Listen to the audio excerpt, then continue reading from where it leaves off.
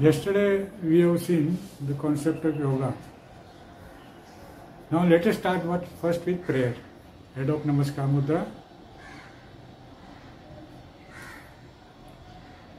Hari Om.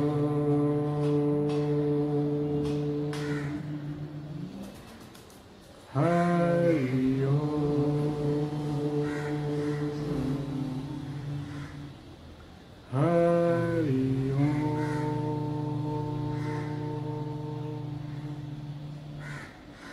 Guru Brahma, Guru Vishnu, Guru Devo Maheshwara, Guru Sakshat Parabrahma, Tasmai Sri Gurave Namah, Tasmai Sri Gurave Namah. Tameva Mata Cha Pitastameva, Tameva Bandhu Cha Sakhastameva, Tameva Vidya Dravinam Tameva, Tameva Sarvam Mama Deva Deva, Tameva Sarvam Mama Deva Deva.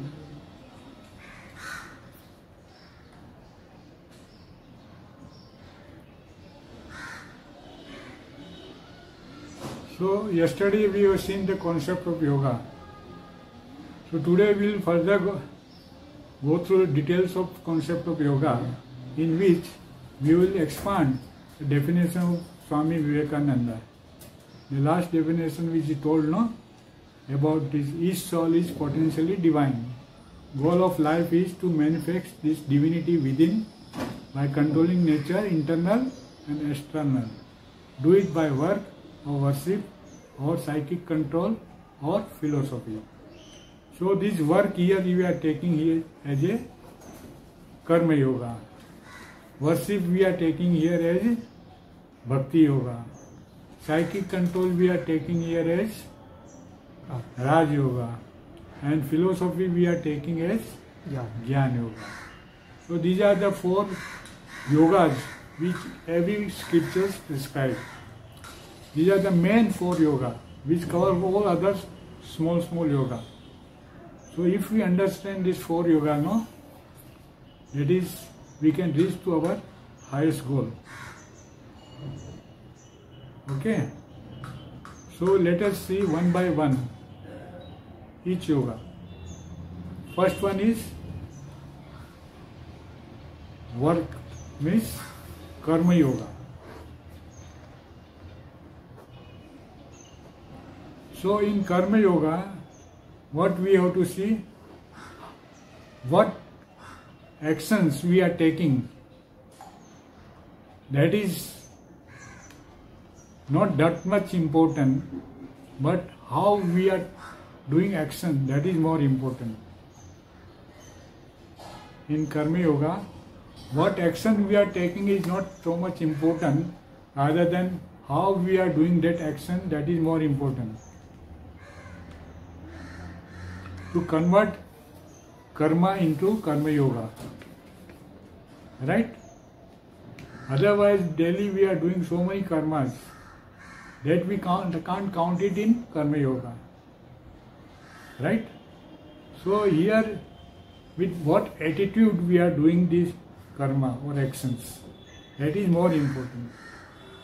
Karma means actions.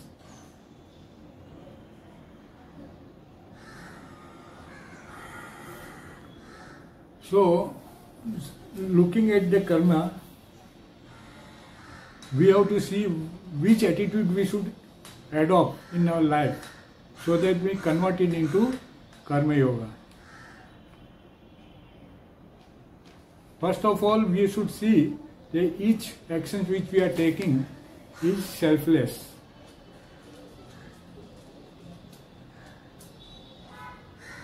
Whether we are doing selflessly or not, that we have to see. Second, we have to see whether we are having that detachment or not towards the action.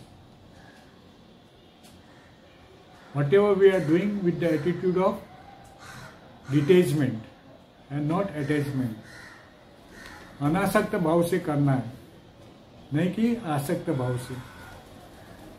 वो पहला में अपन ने स्वार्थ रहित होके करना है, secondly अनासक्त भाव से करना है, तीसरा अपने को अहंकार रहित होके वो करना है।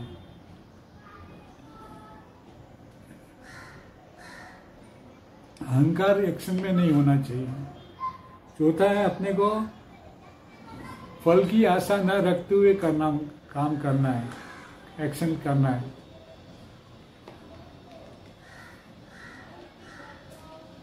Without expecting the fruits of actions, we should perform the action. Right? Then we can also have the attitude of that I am not doing these actions. That is अकर्ता भाव से करना है। मैं नहीं करता, ये जो भी कर्म एक्शन ले रहा हूं मैं नहीं करता हूं, अपने को कर्ता नहीं समझना है। दैट इज अकर्ता भाव।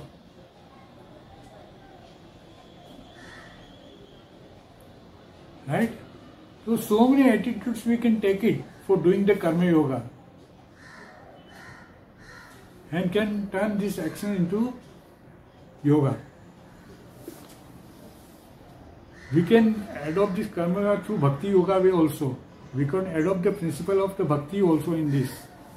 How? By surrendering the fruits of action to the Lord. Whatever I am doing, I am for the sake of Lord only I am doing. I am offering all the fruits of my action to the Lord. That way, we can convert this karma yoga to bhakti. Or by remembering God in everyone, everywhere. In everyone and everywhere. सब में भगवान है क्या नहीं? सब जगह भगवान है और सब में भगवान है। वो देखते हुए अपने को कर्म करना है, भगवान को अर्पण करते हुए कर्म करना है, सब कर्म को। तो अपनी ये सेवा अच्छी तरह होगी। ये कर्म हुआ एक तरह की सेवा ही हो गई ना। तो ये अपने को ये एटीट्यूड के साथ में करना है। कितने सारे एटीट्यूड आपको बताए, उसमें से कोई भी एटीट्यूड आप एडॉप्ट करके अपने को कर्म योगा में आगे प्रोग्रेस कर सकते हैं। So how we are doing the action, that is more important than what we are doing. Suppose we can adopt the impersonal attitude. Personally नहीं समझ के इम्पर्सनल एटीट्यूड अपने किसी भी काम में लेते हैं तो वो कर्म योगा में कन्वर्ट हो जाता है। For example, if we are doing service in any company, for suppose how we can take impersonal attitude in this and then convert the action into karma yoga. What is that impersonal attitude we can adopt? Working for the welfare of people. Whatever I am doing is for the welfare of the people in general, not just for earning the salary. With that bhava or with that attitude, if you perform your actions, that will be called karma yoga. Right? So understanding this attitude is very much important in our karma yoga. By fulfilling our all the duties, daily duties towards oneself, towards family, towards society, towards nations, we have to proceed further in this karma yoga. कर्तव्य कर्म करते हुए, performing all duties, we have to proceed further. It is not that we should forget the duties towards oneself, towards family, towards society and towards nations. But fulfilling all duties, fulfilling all obligatory duties, we have to proceed further. What is the duties towards oneself? Maintaining good health. Continuing to grow. Right? Towards oneself means towards Almighty also. Yeah. It covers whatever prayers, whatever the worship or whatever things we are doing towards God, that also it covers. So that is the duty towards oneself. Then duties towards family is what? What duty is that towards family? Earning money for the family. If family earning is less, we should also simultaneously help them to earn. We should respect them. We should help them in each and every activity. That is our duty. Right? And then duty towards society means what? General people at large. Yeah, general people at large, we should help to unfortunate people, to poor people, to diseased people, to helpless people, those handicapped people, those who are suffering in so many ways, we should help them. Right? So that is our duty towards society. And duties towards nation, what? What is duty towards nation? Being a good citizen. Being a good citizen, observing all the laws, helping the needy. All individually also is a part of nation, no? Correct. So that way we should help. We should do our duties towards nations. So we have to fulfill our all duties. Kartavya karma. This is called Kartavya karma or duty. That also we have to fulfill in Karma Yoga. We have to also perform our obligatory duties. What are the obligatory duties? That is, we have seen in Mahabhut Yagna, Panch Maha Yagna, as it is said. Means towards rishis, towards Pitrus, forefathers. Then towards what? Both are plants and animals. That is Panchabhuta, towards birds and animals and creatures. Then Manav Yagna. Manav Yagna is what? Towards men, towards human beings. Right? Then Rishi one also. Rishi, towards our rishis who has given us so much knowledge. So giving knowledge to others, having knowledge and then giving to others. Pitru Yagna means towards our forefathers, means doing all our shraddha and offering to him. When Pindana or shraddha, doing all this called duty towards our forefathers.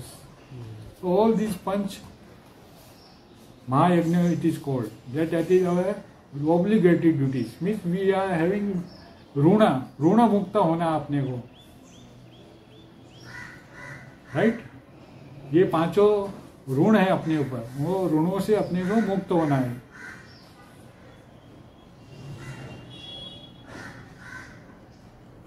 In English it is called obligatory duties. So that also we have to perform to proceed further in the Karma Yoga.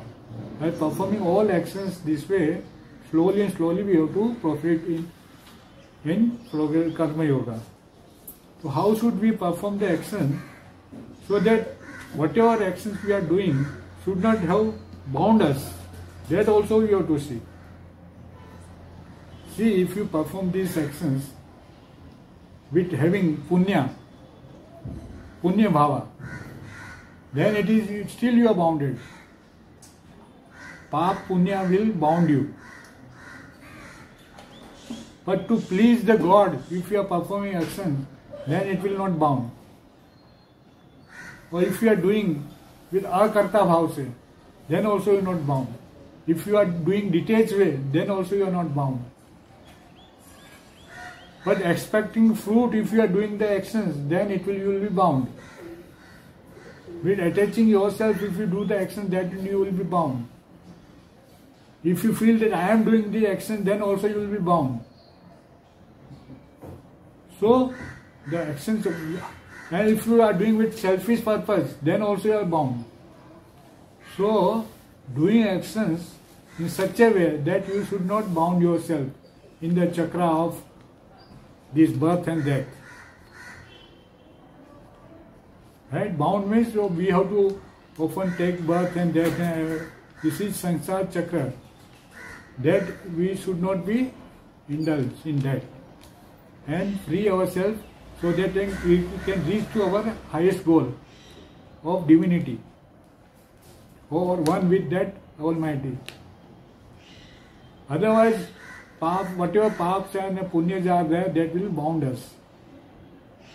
So, understanding this, we should perform the actions with detached way, with selfless way, with akarta bhavs, with egolessly, with devoting all the action to the Lord, pleasing the God. This way, if you are doing the all actions, that will not bound you, and you will be free with all these punya and bhavas bondage, pap and punyas bondage. And you will be free from all this, all the karmas which you have, sanchit karma, that will be, from that also you will be free of yourself.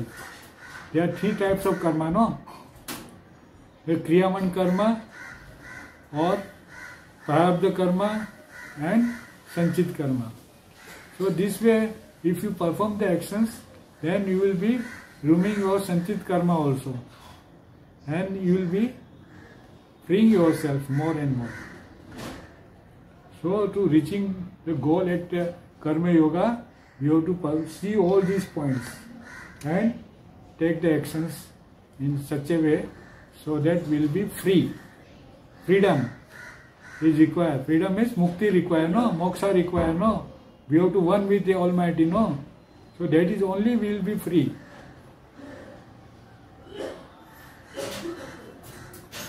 So this we have seen it as a Karma Yoga. Further, if you see in Karma Yoga, no need of going further, looking into further. Only this, if you keep it in mind, no, that will take you the highest. Right? So now, let us go further and understand the next Karma Yoga, that is Bhakti Yoga.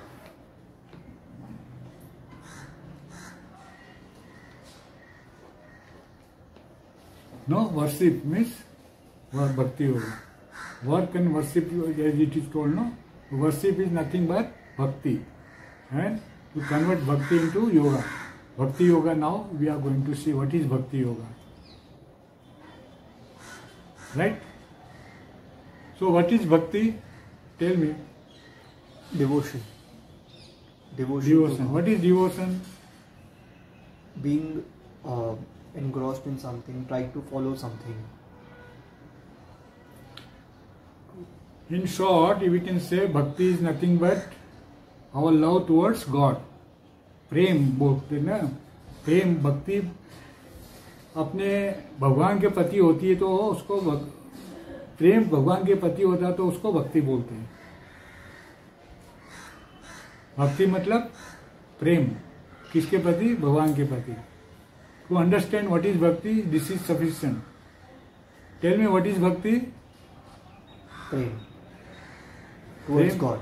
हाँ, प्रेम towards God is bhakti. Okay. So, how we can proceed in the path of bhakti, that we'll see. First we have to have this, remove this all asuri sampada to proceed in the bhakti yoga. Asuri sampada means all negative qualities or emotions which we are having, kam, krodh, lobh, moh, mad, matsarya, that we have to remove and adopt Devi Sampada. So in Devi Sampada, all good qualities, positive qualities like love, forgiveness, kindness, No? These are the prem, daya, sama, sahanshilta. These are all positive qualities. So that we have to adopt. That is called Devi Sampada. And from there we have to proceed further. From kama, from means our selfishness to prema level. We have to, what is prema in worldly sense? Prema in worldly sense is nothing but our selfishness plus sacrifice for others.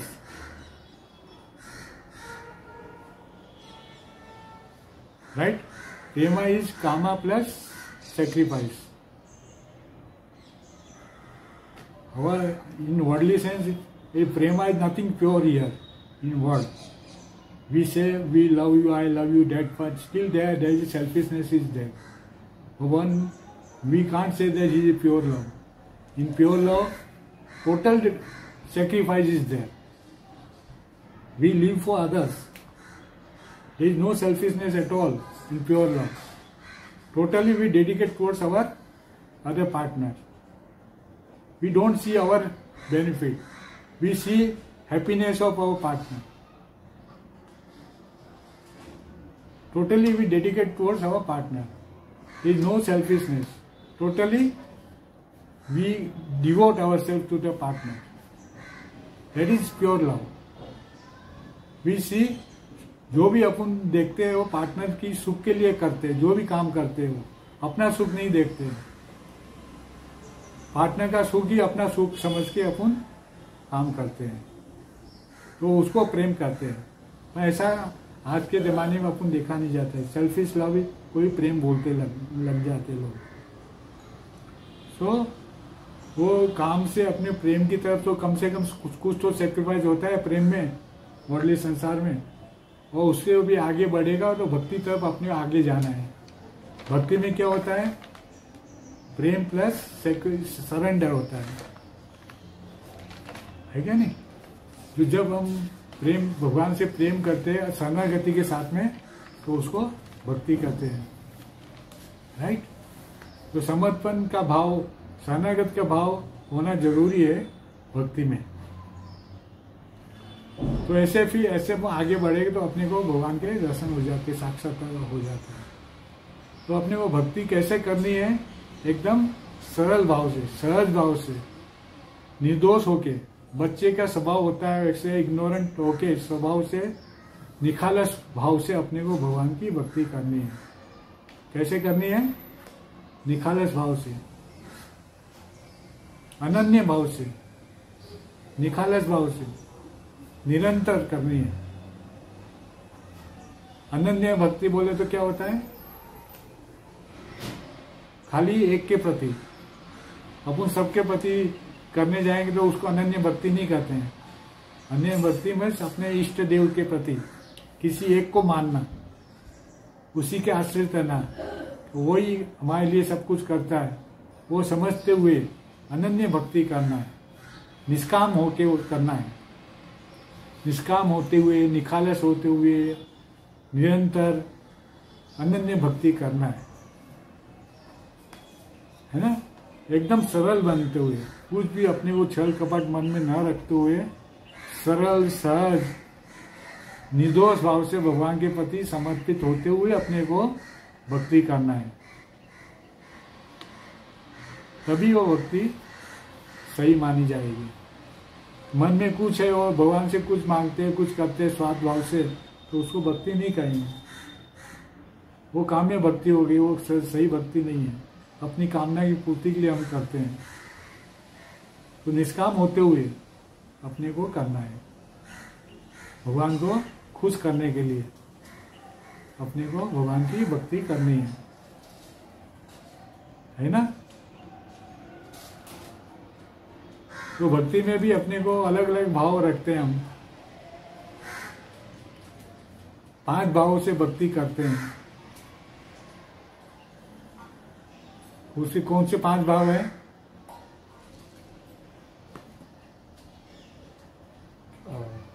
एक तो है सखा friend. सब शुरू कैसे अपन बोलेंगे तो शांत भाव, दूसरा वात्सल्य भाव,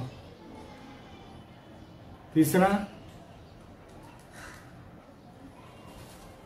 माधुर्य भाव, चौथा सख्य भाव, वो पांचवा दास्य भाव। ये 5 मेन भाव है। ये कोई भी इसमें से अपन कोई भी भाव से एक को लेके भगवान की भक्ति कर सकते हैं, है क्या नहीं?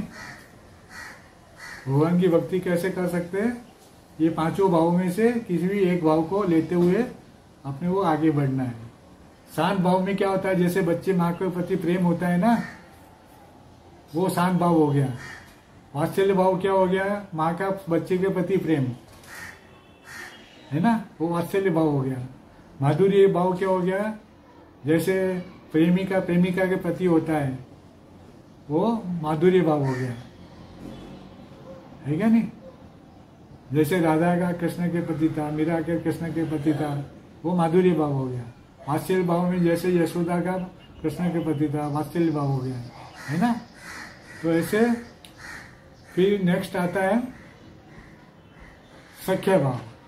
तो भगवान को अपना मित्र, वही सखा मानते हुए अपने को ये भाव के साथ में जो भक्ति करते हैं, तो वो सखा भाव की हो गई भक्ति। उसके बाद में दास्य, दास्य भाव में भगवान को अपना स्वामी, अपना मालिक सब कुछ समझते हुए अपन भक्ति करते हैं, उसका दास समझते हुए, तो वो 10 भाव से भक्ति हो गई। जैसे हनुमान जी की भक्ति दास्य भाव से, वो सखा भाव में सुदामा की, अर्जुन की, ये सब आ जाती है। तो ये सब भक्ति के प्रकार है, 5 भाव है, उसके द्वारा अपन भगवान की भक्ति कर सकते हैं। ऐसे अपने भागवत पुराण में ये 9दा भक्ति बताई है। 9 तरह से भक्ति होती है। कौन सी 9 तरह से होती है? 9दा भक्ति मतलब 9 तरह से भक्ति करना। तो 9 तरह से भक्ति क्या है? श्रवण, कीर्तन, विष्णु स्मरण, फिर पाद सेवनम, अर्चनम, वंदनम, सख्यम, दास्यम एवं आत्मनिवेदम। ऐसे 9 प्रकार से भक्ति के प्रकार बताए हैं, है कि नहीं? तो 9 प्रकार के श्रवण में सुनना, कीर्तन में भगवान के नाम का, गुणों का कीर्तन करना, और फिर स्मरणम, भगवान का स्मरण करना, उनके नाम रूप गुण लीला का स्मरण करना, और फिर पाद सेवनम, अर्चनम, वंदनम। बोले तो इसमें पूजा में अपन पाद सेवन, अर्चन, वंदन करते हैं ना, वो पूजा करना भगवान की। और फिर सखा भाव से या दास्य भाव अपनाते हुए अपने को ये करना है। वो फाइनली आत्मनिवेदन मीन्स शरणागत होते हुए, समर्पित होते हुए अपने को भगवान का भक्ति करनी है। ऐसे 9 भावों से अपने को भक्ति हम कर सकते हैं, 9 तरह से। 9दा भक्ति बोलते हैं इसको, है ना? तो 9दा भक्ति में अपने को ऐसे अपने को इसको अपनाते हुए आगे बढ़ना है।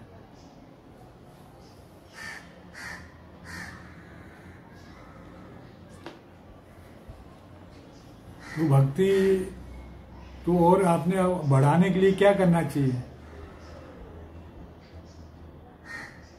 ऐसे कैसे बढ़ती है भक्ति? समझो किसी में भक्ति नहीं है भगवान के प्रति, तो उसको बढ़ाने कैसी चाहिए? भगवान के बारे में और जान के, हाँ, स्टडी कर, भगवान के बारे में और ज्ञान लेके। वो कैसे, कहाँ ज्ञान कहाँ मिलता है? किताबों में, नहीं तो सत्संग में, किताब शास्त्रों में। वो भगवान के बारे में पढ़ेंगे, सुनेंगे, संगति करेंगे संतों के साथ में, तो अपने उसना भक्ति बढ़ती है ना? तो भक्ति बढ़ाने के लिए सत्संग करना जरूरी है, श्रवण करना बहुत जरूरी है। वो श्रवण करते हुए अपन भक्ति करेंगे तो बहुत जल्दी बढ़ती है अपनी, राइट। तो भक्ति योगा, इसको भक्ति का मतलब एक तरह का इंग्लिश में डिवोशन बोलते हैं, भक्ति को डिवोशन बोलते हैं। इमोशंस जो होते हैं ना, भाव अपने होते हैं, इंग्लिश में भाव को इमोशंस बोलते हैं। लेकिन इमोशंस वो कैसे डेवलप होता है, इंग्लिश में जो लोग बोलते हैं इमोशंस को अपन कन्वर्ट करते हैं डिवोशन में। इमोशन मतलब क्या है, इमोशन कैसे कन्वर्ट होता है, कैसे बनता है emotion, what is emotion, tell me. Feeling, how feeling comes, how emotion comes, thought process, yes, you are right. So by repeated thinking of anything, it become intensive thinking, right? If we think about some subject repeatedly, then it become emotion.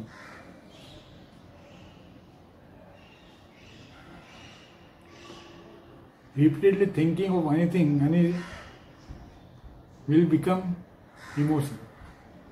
First it will be repeated, will be intensive thoughts, repeated powerful thoughts. Powerful thoughts will bring liking and disliking. Attachment it will brings, no? So intensive thoughts become attachment, and then attachment become liking and disliking.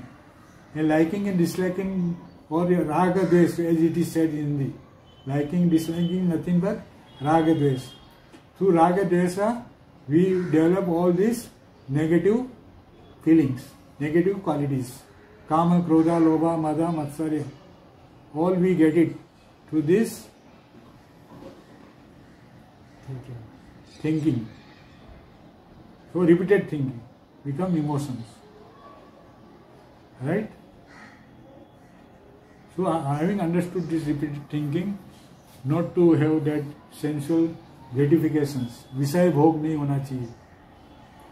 हर विषय के प्रति हम सोचते रहते हैं ना बार बार में, ये ऐसा मेरे को मिल जाएगा, इससे साथ में जो मैं संग करूँगा ये मिल जाएगा, वो हो जाएगा, ये पांचों इंद्रियों के सेंसेस को अपन जो अप्रूव करना चाहते हैं ना, उसके बारे में ये सब बार बार में सोचने से अपने को ये नेगेटिव क्वालिटीज अपने में आती है, नेगेटिव फीलिंग्स आती है, नेगेटिव इमोशंस आते हैं।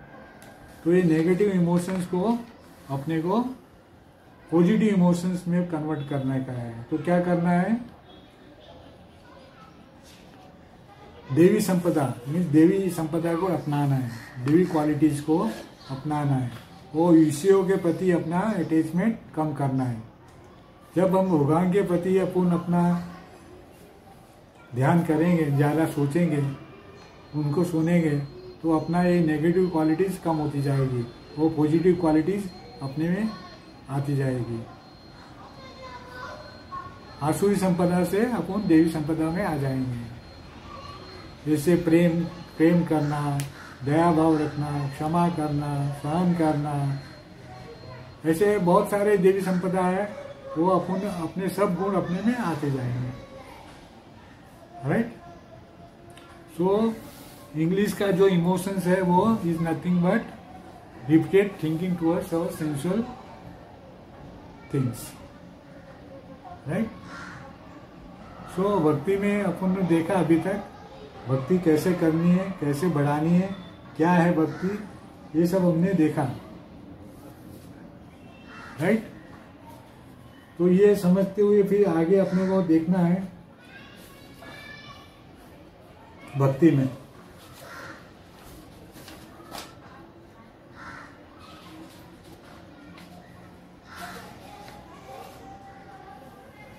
तो और इसके डिटेल में न जाते हुए अपने नेक्स्ट अपन योगा लेते हैं, उसको ज्ञान योगा लेते हैं, शायद ये फिलोसॉफी एस्पेक्ट्स। सो फिलोसॉफी और gyan yoga, we are converting philosophy into gyan yoga, gyan into gyan yoga. So what is that Gyan Yoga? Tell me what is Jnana and what is Yoga? Gyan is learning something, information, and Gyan Yoga is attitude, doing it with very positive attitude. Gyan means knowledge, okay? And Yoga means? Getting it with correct attitude. Not attitude. To know about that, highest knowledge, we should have it. So that we can reach to that highest knowledge by having the knowledge of scriptures. For example, who am I? Who is Brahman? What is this world made of? While knowing all these things, by having this knowledge of all these things, we can reach to the highest goal, that is of yoga. So, through knowledge we are reaching to the yoga. That is Jnana Yoga. Right?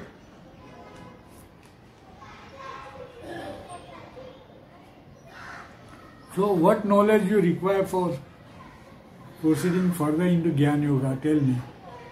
What type of knowledge you require?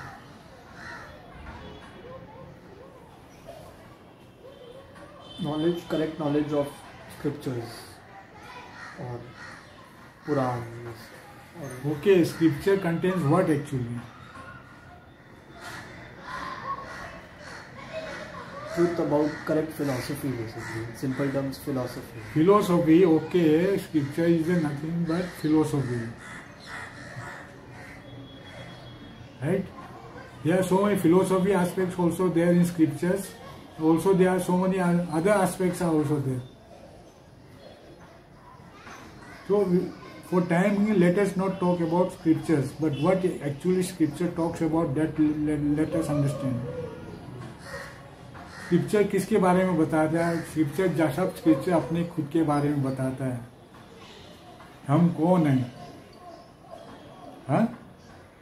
ये संसार और विश्व क्या है? वो भगवान कौन है? ब्रह्मन कौन है? मेन 3 चीज होती है ना, उसके बारे में ही सब स्क्रिप्चर बताते हैं. किसके बारे में बताते हैं? हम कौन हैं,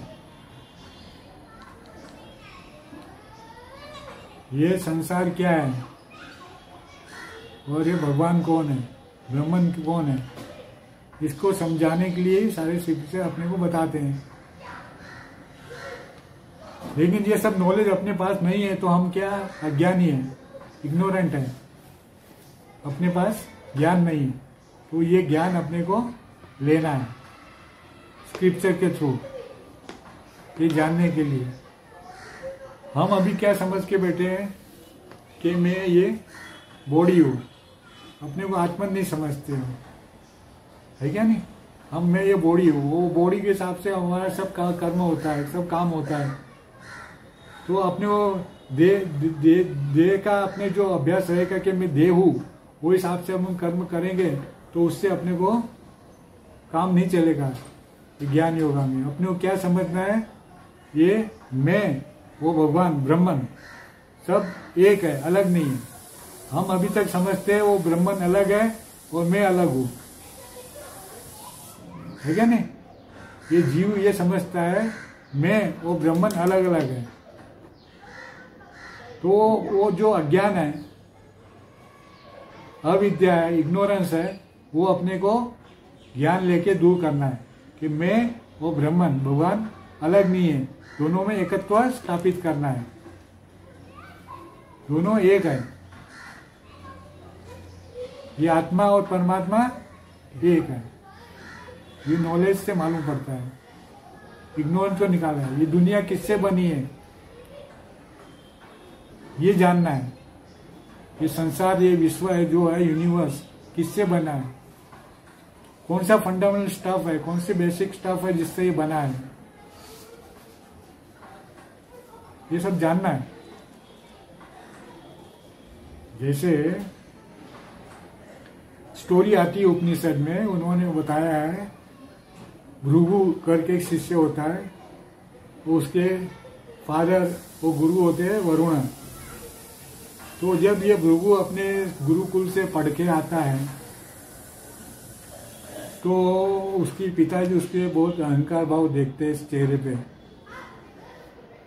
तो उसको पूछते हैं, अच्छा तू पढ़ के आ गया गुरुकुल में, तो मेरे को बता, तो ये तेरे गुरु ने तेरे को बताया कि क्या चीज है जिसको जानने से ये अपने जो संसार जिससे बना है वो मालूम हो सके।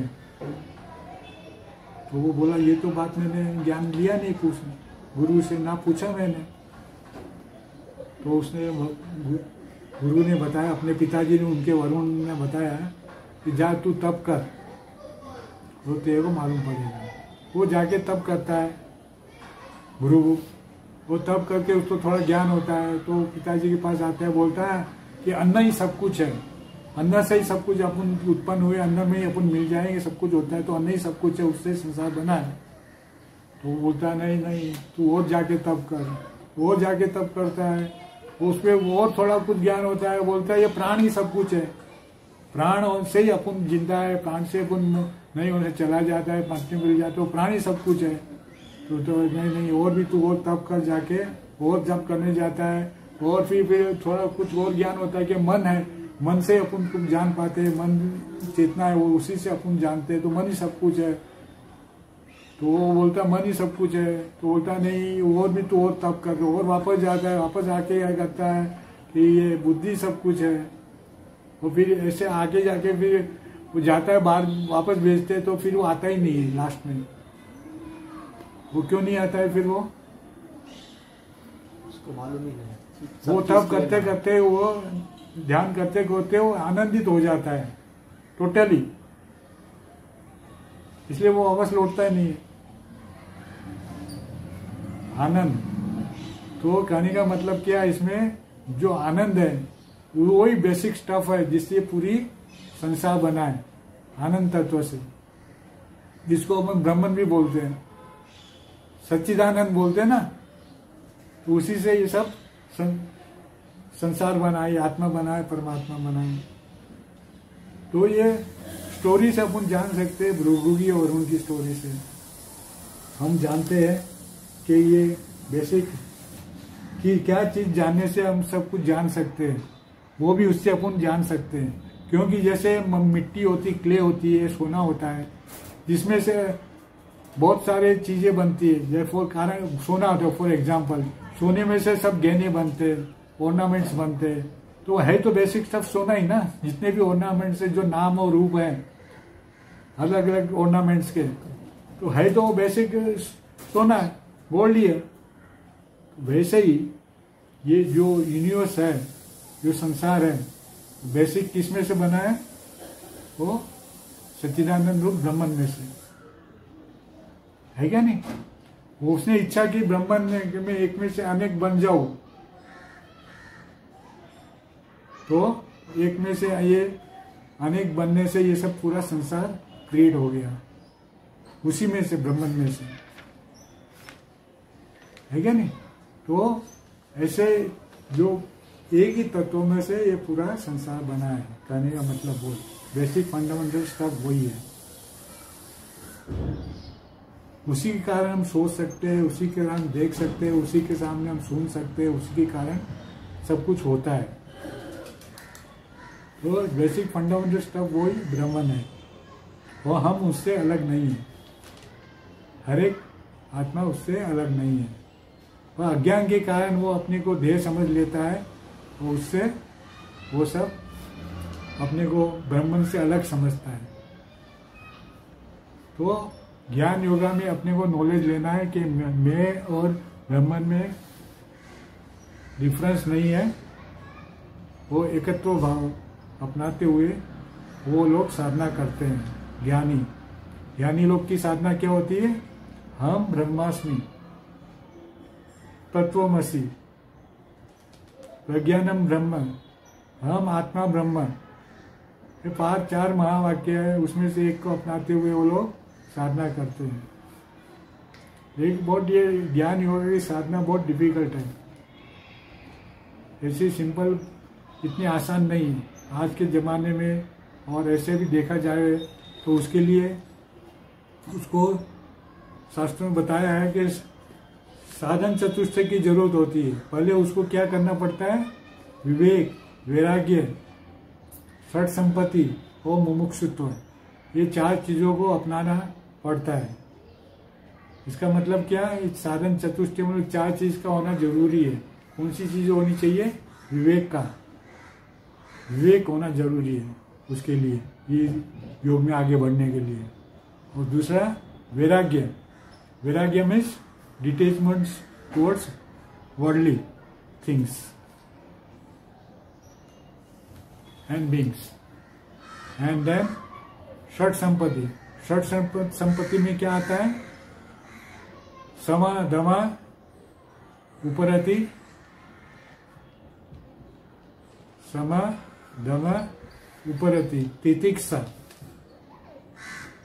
श्रद्धा एंड समाधान। ये सब षट संपत्ति अपने में 6 चीज होएगी ना तो हम आगे बढ़ सकते हैं ज्ञान योगा में। तो 6 चीज समझ में आ गई?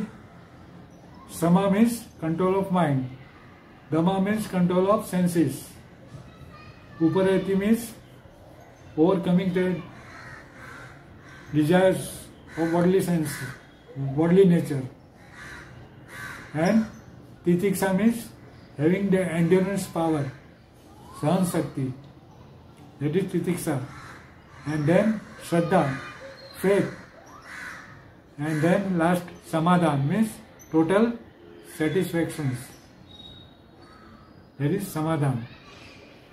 All these things, 6 things you are having, that is called षट संपत्ति. For proceeding further to ज्ञान yoga, we require all these, and lastly मुमुक्षुत्व, that is called 4th साधन. मुमुक्षुत्व बोले तो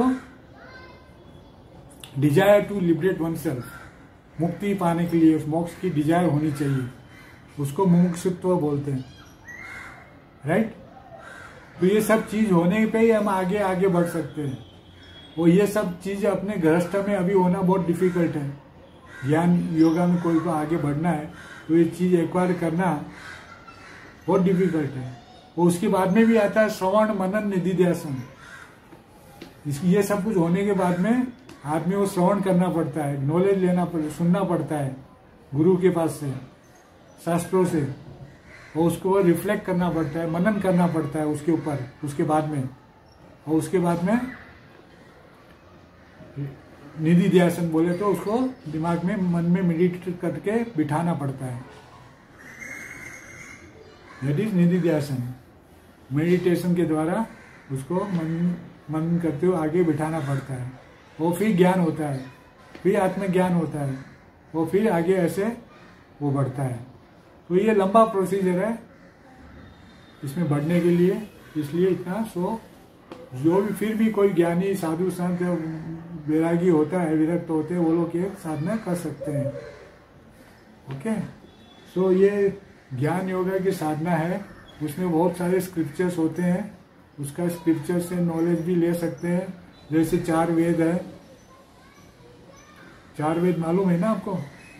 तो 4 वेद है, 4 उपवेद है, 6 वेदांग है, और फिर अपना स्मृति है, 18 स्मृति है, 18 पुराण है, 18 उप पुराण है,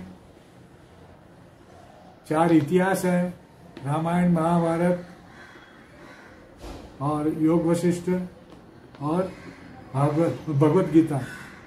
ये भी भगवत गीता इसमें भी आ जाता है, स्मृति में भी आ जाता है, और इसमें भी आ जाता है, इतिहास में भी आ जाता है। तो ये सब पुराण, 18 पुराण है, 18 उपपुराण है, और फिर और भी आगम है जो धर्मशास्त्र है, और फिर 6 दर्शन है। 6 दर्शन में कौन से हैं? न्याय, वैशेषिका, सांख्य, योग, पूर्व मीमांसा, उत्तर मीमांसा, ये 6 दर्शन है, जिसको 6 types of schools of philosophy बोलते हैं। तो 6 तरह से वही तत्व को जानना अलग अलग दृष्टि से, उसको फिलोसॉफी बोलते हो या दर्शन बोलते हैं। हाँ, तो ऐसे ये बहुत सारे शास्त्र है अपने, तो उसका भी उसी में से भी अपन ज्ञान लेते हुए आगे बढ़ सकते हैं। या सबसे बेटर है गुरु से ज्ञान लेना, वो सब शास्त्रों को जानता है क्या, इसमें अपने को गुरु, इसमें आगे बढ़ने के लिए पहले गुरु के पास ज्ञान लेना जरूरी होता है। और गुरु कैसा होना चाहिए? ब्रह्मनिष्ठ और शास्त्रों का ज्ञान वाला, ये उसमें क्वालिटी होना जरूरी है। ब्रह्म में निष्ठ में, ब्रह्म में एकदम एक रहने वाला और शास्त्रों का ज्ञानी, वो होने से उसको गुरु बनाना पड़ता है, उसकी सेवा करनी पड़ती है और सेवा करते उसको खुश करके उसके पास ज्ञान लेना पड़ता है क्या नहीं? ये सब करने के बाद में गुरु से ज्ञान लिया तो हम आगे इसमें बढ़ सकते हैं। गुरु के बिना ज्ञान योग में यहाँ पे भी बढ़ना बहुत डिफिकल्ट है, गुरु बनाना जरूरी है। ठीक है, तो ऐसे ये सब शास्त्रों का नाम बताया आपको, और कैसे अपन और ब्रह्मन एकत्व का बताया, और संसार क्या चीज में से बना है, हम किस में से बने, जो कहाँ से आए हो, क्यों क्या है, परमात्मा ब्रह्मन क्या है, सब कुछ ये ज्ञान योग से मालूम पड़ता है। और इसमें हम तो ज्ञान योगा और भक्ति योगा बहुत ऑपोजिट है क्या नहीं? क्यों? ये ज्ञान योग में तो अपने को एक्सपांड करते हैं, हम ही ब्रह्मन है वो देखते हैं, है क्या नहीं? वो भक्ति योगा में क्या होता है कि हम कुछ नहीं, भगवान ही सब कुछ है, हम तिनके के समान समझते हैं अपने आप को, तो ऑपोजिट हो गया ना।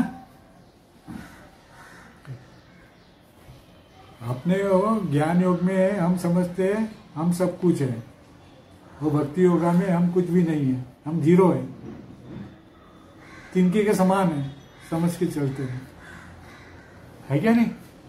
तो ये ऑपोजिट थिंग हो जाता है।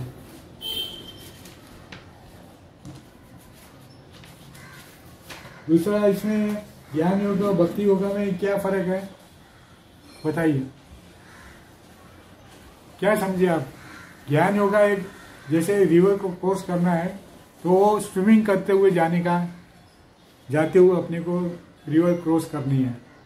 वो भक्ति योगा में अपने को बोट में बैठ के आराम से सहज भाव से सरल से अपन पहुंच सकते हैं, रिवर क्रॉस कर सकते हैं।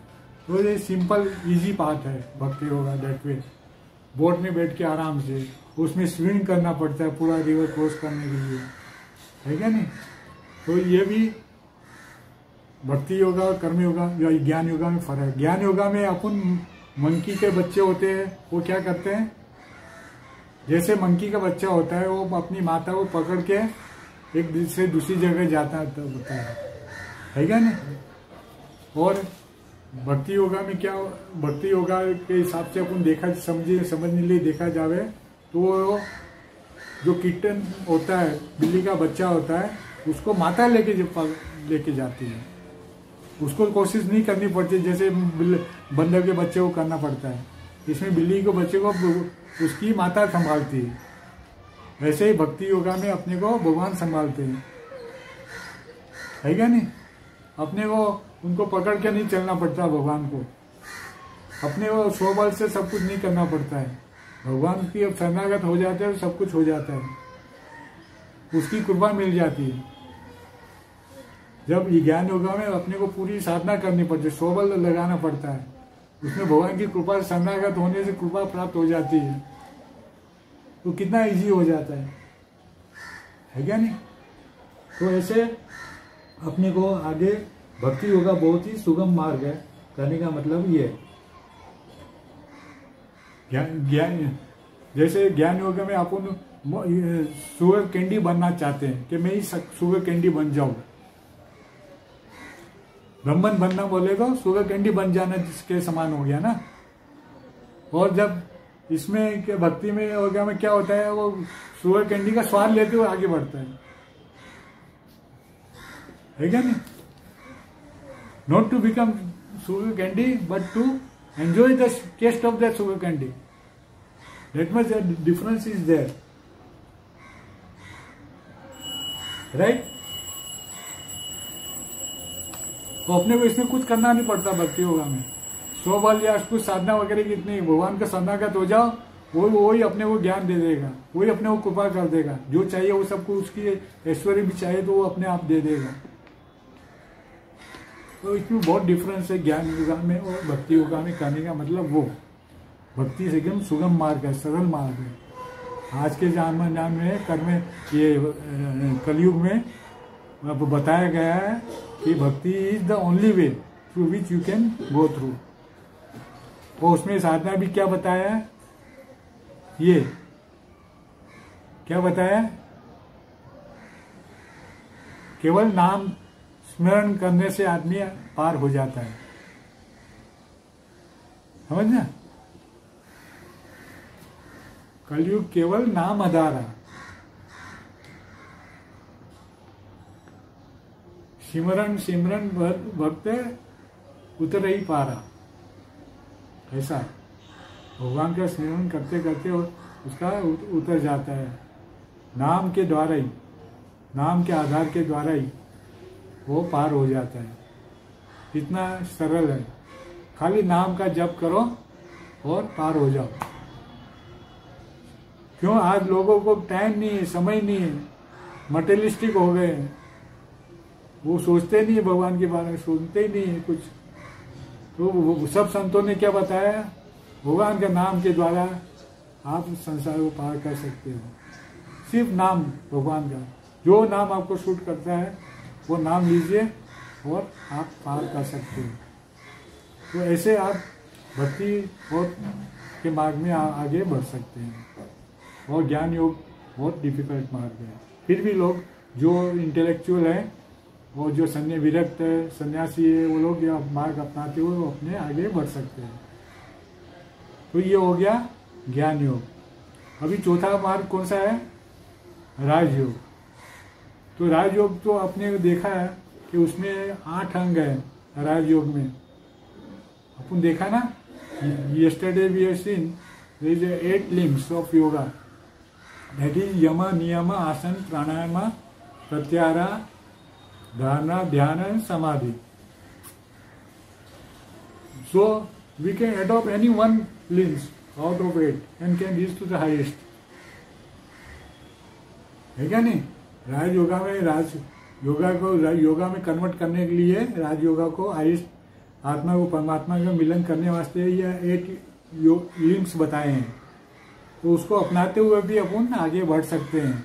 जैसे यमा नियम से अपने को क्या होता है, ये सब अपन फॉलो करेंगे, अपनाएंगे, तो उससे अपना माइंड प्योरीफाई होएगा, अपना डिस्टर्बेंस दूर होएगा, ठीक है नहीं, और आगे बढ़ सकते हैं। तो ऐसे 8 लिम्स को यम नियम से माइंड प्योरीफाई करते हुए और आगे अपने को माइंड को स्टेडी करना है, कॉन्सेंट्रेट करना है। तो उसके लिए हम क्या करते हैं, आसन करते हैं, योगासन करते हैं। तो जिससे अपने जो तमस और रजस के अपने द्वारा माइंड में जो तमस रजस है वो दूर हो जाता है और उससे और अपना कंसंट्रेशन भाव बढ़ता है आसन के द्वारा, योगासन के द्वारा, ठीक है नहीं। तो उसमें से अपन तमस और रजस के गुण निकालते हुए सत्व में स्थापित होते हैं और आगे बढ़ते हैं। और फिर अपन प्राणायाम में जाते हैं। प्राणायाम में और ज्यादा अपना कंसंट्रेशन बढ़ता है, अपना ब्रीदिंग फ्लो होता है, अपना स्टेडी होते हैं, हम बैलेंस करते हैं अपने प्राणा को और ज्यादा कंसंट्रेशन पावर बढ़ता है अपना, अपनी गोल की तरफ। अपना गोल तो अपने को लास्टली हाईएस्ट गोल एक्सपांशन में जाना है ना, तो अपने को कंसंट्रेशन पावर बढ़ाना है। तो ऐसे आसन करते, यम नियम को फॉलो करते हुए, आसन करते हुए, प्राणायाम करते हुए हम आगे बढ़ सकते हैं। और बाद में क्या, प्रत्याहार होता है। 5वां लिंग क्या है, प्रत्याहार है। उससे भी अपने को जो माइंड डिस्टर्बेंस होता है, माइंड कंट्रोल नहीं होता है, तो हम वो 5 सेंसेस से अपने माइंड को विड्रॉ करते हैं और इन्वर्ट हो जाते हैं, ठीक है नहीं। तो ऐसे प्रत्याहार को एडॉप्ट करते हैं राजयोग में और फिर और आगे बढ़ते हैं। और फिर उसमें धारणा और माइंड को कॉन्सेंट्रेट करते हैं एक चीज के ऊपर, है ना। वो मल्टीपल थॉट्स हैं, मल्टीपल ऑब्जेक्ट से अपन वन सिंगल थॉट पे आ जाते हैं। और सिंगल थॉट से धारणा करते, एक चीज पे ध्यान करते हुए हम, और फिर उसको अपने को अपना लक्ष्य को प्राप्त करने के लिए हम क्या करते हैं, ध्यान करते हैं। ध्यान में क्या करते हैं, वो सिंगल थॉट होता है, उसको अपन कंटिन्यूसली एक्सपांड करते हैं, एफर्टलेसली करते हैं। अपन अपना एफर्ट कोशिश नहीं करते, एफर्टलेसली हो जाता है ध्यान। जब उसमें अपन कंसंट्रेशन करने बैठते हैं तो इसमें फिर एफर्टलेसली अपने आप एक्सपेंशन हो जाता है और हम उस परमात्मा से एक हो जाते हैं, समाधि में आ जाते हैं, परमात्मा से एक हो जाते हैं। ऐसे अष्टांग योगा के द्वारा कंसंट्रेशन और एक्सपांशन करते हुए हम आगे बढ़ते हैं, ये 8 लिंक्स के द्वारा। तो दैट इज कॉल्ड अष्टांग योगा और राज yoga. Raj Yoga is the king of all yogas, as it is said. It covers so many things, including Bhakti Yoga as well as Jnana Yoga. Okay, so this way we have seen 4 paths of yoga or 4 streams of yoga through which we can reach to our highest goal. Okay, so this is all about this 4 yoga which we have talked about. Thank you very much. Let us conclude with prayer. सर्वे भवन्तु सुखिनः, सर्वे सन्तु निरामया, सर्वे भद्राणि पश्यन्तु, मा कश्चित् दुःखभाग् भवेत्। ॐ शान्ति शान्ति शान्तिः। Thank you very much.